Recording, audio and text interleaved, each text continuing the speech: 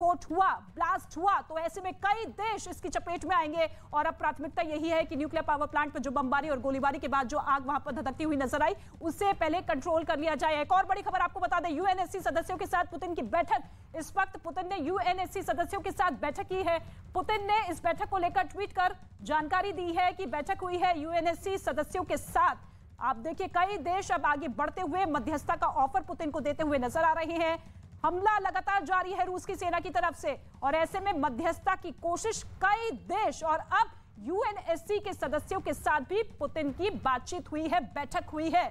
तबाही का मंजर जो कि दिन ब दिन बढ़ता हुआ नजर आ रहा है। 24 फरवरी को इस युद्ध की शुरुआत हुई थी और ऐसे में आज नवा दिन है और अब आशंका बढ़ती हुई कि कहीं न्यूक्लियर अटैक तो नहीं हो सकता है।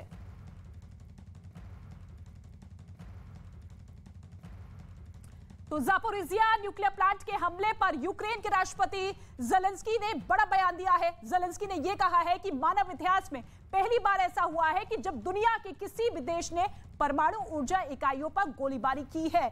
जो अटैक न्यूक्लियर पावर प्लांट पर किया गया रूस की सेना की तरफ से, उसी हमले को लेकर अब ये बयान ज़ेलेंस्की का सामने आया है। किसी देश ने ऐसी गोलीबारी नहीं की है, मानव इतिहास में ये पहली बार है जब ऐसा हुआ है। ज़ेलेंस्की, जिनके तेवर भी अब देखिए दिन ब दिन तल्ख होते हुए नजर आ रहे हैं, पूरी शिद्दत के साथ, पूरे बाहुबल के साथ डटकर सामना करते हुए रूस की सेना के हमलों का, पुतिन का।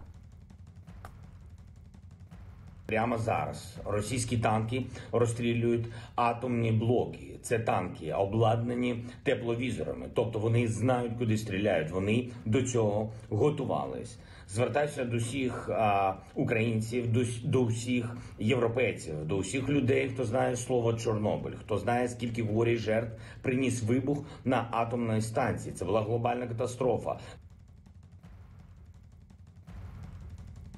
ज़ेलेंस्की का बयान आपने सुना, लेकिन इसके साथ ही आईएईए ने भी परमाणु प्लांट पर जिस तरीके से हमला रूस की तरफ से किया गया, उनका भी बयान सामने आया है। उन्होंने कहा कि यह स्थिति बहुत गंभीर है और साथ ही कहा कि रूस के सैनिक सीधे यूक्रेन के सबसे बड़े परमाणु ऊर्जा संयंत्र की ओर बढ़ रहे हैं और लगातार गोलियां उनकी तरफ से चलाई गई है। आईएईए की तरफ से कहा गया कि यह स्थिति बहुत ही गंभीर है। गंभीरता से लेता हुआ आईएईए परमाणु प्लांट पर जो हमला हुआ, जो बमबारी गोलीबारी वहां पर हुई, उसके बाद अब हर एक देश की चिंता बढ़ती हुई नजर आ रही है कि कहीं वहां पर विस्फोट ना हो जाए, वहां पर ब्लास्ट ना हो जाए, जिससे बड़ा नुकसान होगा, विनाशकारी ये महायुद्ध होता हुआ नजर आ रहा है। और ऐसे में सिलसिलेवार तरीके से जो हमले लगातार जारी है, उसके बाद रूस पर कई तरह के प्रतिबंध लगा दिए गए हैं। 38 ऐसे देश हैं जिन्होंने रूस के विमानों के लिए अपने एयर स्पेस बंद कर दिए गए हैं। स्विफ्ट से रूस को बाहर कर दिया गया है। खेल से लेकर एयर स्पेस तक जो प्रतिबंध लगाए गए हैं, उसका असर तो नजर नहीं आ रहा है, लेकिन इसके साथ ही आप देखिए आर्थिक तौर पर भी बड़े बड़े प्रतिबंध इस वक्त कई देश लगा चुके हैं। और जिस सोच के साथ, जिस मंशा के साथ पुतिन की सेना आगे बढ़ रही थी, शायद मौजूदा स्थिति को पुतिन नहीं भांप पाए हैं और ऐसे में लगातार ये युद्ध 9वां दिन भी जारी है। शिवानी का हम रुख कर लेते हैं। शिवानी के पास एक बड़ी खबर है। शिवानी, ओवर टू यू, क्या कुछ बड़ी खबर?